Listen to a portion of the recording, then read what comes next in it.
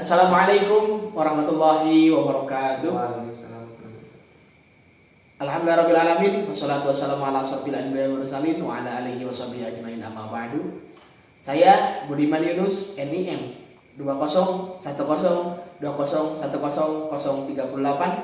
Pada malam hari ini saya akan berbincang-bincang dengan Mas Ricky Abdul Khaliq yang sudah ada di depan saya. Selamat malam Mas. Selamat malam Mas Ri. Malam. Terima kasih sudah meluangkan waktunya untuk berdiskusi dengan saya. Sama-sama Mas Ri. Bagaimana kabarnya Mas? Alhamdulillah baik-baik. Gimana Mas Ri? Alhamdulillah saya juga baik. Di sini Mas Ricky saya akan mencoba bertanya tentang berbagai hal. Mas Ricky sebagai ketua pemuda di dalam kegiatan keagamaan di Kecamatan Salau. Yang pertama Mas, saya akan bertanya kepada Mas Ricky tentang berapa banyak organisasi keagamaan yang ada di Kecamatan Salau. Organisasi yang saya tahu itu yang mayoritas terbesar ya di daerah Salau itu menganut NU atau Nahdlatul Ulama gitu, singkatannya NU. Itu mayoritas kebanyakan yang ada di Salau menganut NU. Tetapi ada juga yang di daerah Tenjoringin itu menganut kepercayaan atau organisasi Ahmadiyah. Di yang ada di Salau menurut saya ada dua, Ahmadi dan NU. Jadi mayoritas kebanyakan itu Nahdlatul Ulama. Mas Ricky, yang selanjutnya saya akan bertanya itu, apakah pernah terjadi konflik antara NU dengan Ahmadiyah selama ini? Dulu waktu saya umur 8 tahun kalau nggak salah itu sudah lama ya. Ya. Dulu itu terjadi konflik antara NU dan Muhammadiyah.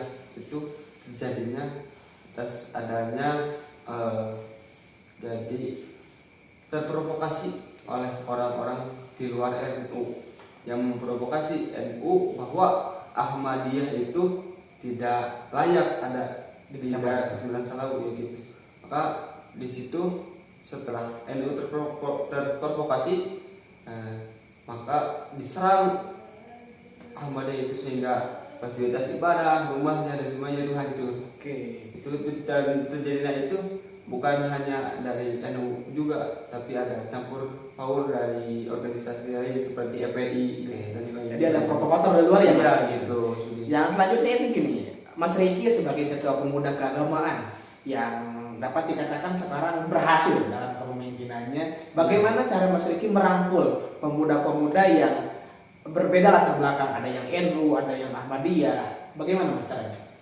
Itu dengan cara saya mendirikan sebuah seperti bukan organisasi ya, tapi itu di bawah naungan dengan saya merangkulnya melewati kita berdiskusi masalah agama, masalah bahwa kita itu bukan, Indonesia itu bukan negara yang harus konflik, tapi harus kita bisa bertoleransi atas adanya perbedaan yang di Salau kita itu dengan cara saya berdiskusi kan gitu. Yang saya kerjakan berdiskusi. Mungkin Mas Ricky ini netral ya, masuk ke Ahmadiyah ya, ke NU tapi dalam kegiatannya kita lebih ke bisa mengedukasi masyarakat tentang perbedaan. Yang selanjutnya gini Mas, dalam hal toleransi yang ada di masyarakat yang sekarang sudah mulai diterapkan itu bagaimana Mas? Apa saja toleransinya, bentuk-bentuknya? Toleransi yang saya terapkan itu dari dulu ya sampai sekarang belum berjalan. Itu dengan cara saya bersilaturahmi, ya bergotong royong gitu ya, bergotong royong. Kalau kita ada acara atau ada apa ya kegiatan-kegiatan, maka kita saling gotong royong, saling mengundang Ahmadiyah. Kalau ada apa saja kita ikut. Gitu juga Ahmadiyah, kalau ada kegiatan di NU maka dia suka membantu ya, seperti kita membuat masjid atau gimana ya gitu.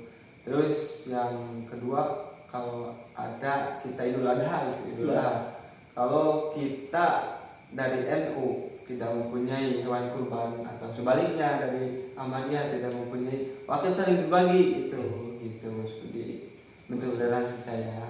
Masya Allah.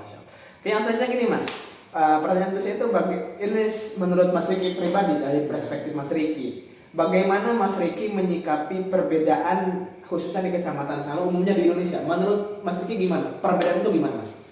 Menurut saya perbedaan itu yang tidak bisa dihindari ya. Itu sudah kudratullah. Ya, sudah kudratullah. Sebab dalam Al-Quran itu disebutkan syu'ba wa qabail ta'arafu ya. Kita itu diciptakan bersuku-suku ya, budaya yang berbeda. Itu bukan menjadikan konflik bagi kita atas adanya perbedaan, tapi kita arafu supaya kita saling mengenal gitu. Jadi menurut saya gitu.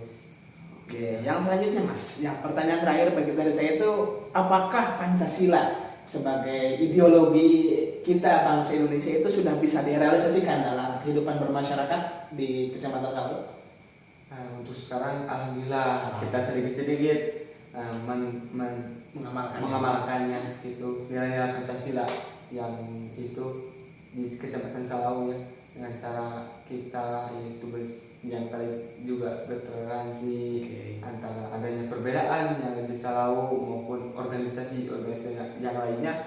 Kita itu alhamdulillah kita bisa menerapkan sedikit-sedikit ya, belajar gitu. Oke, terima kasih Mas Riki atas waktunya dan atensinya.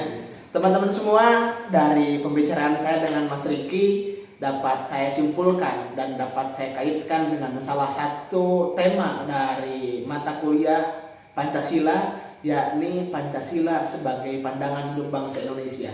Kita bangsa Indonesia, bangsa yang kaya raya akan budaya, kaya raya akan sumber daya alam dengan berbagai kebinekaan, dengan berbagai keragaman yang ada di dalamnya.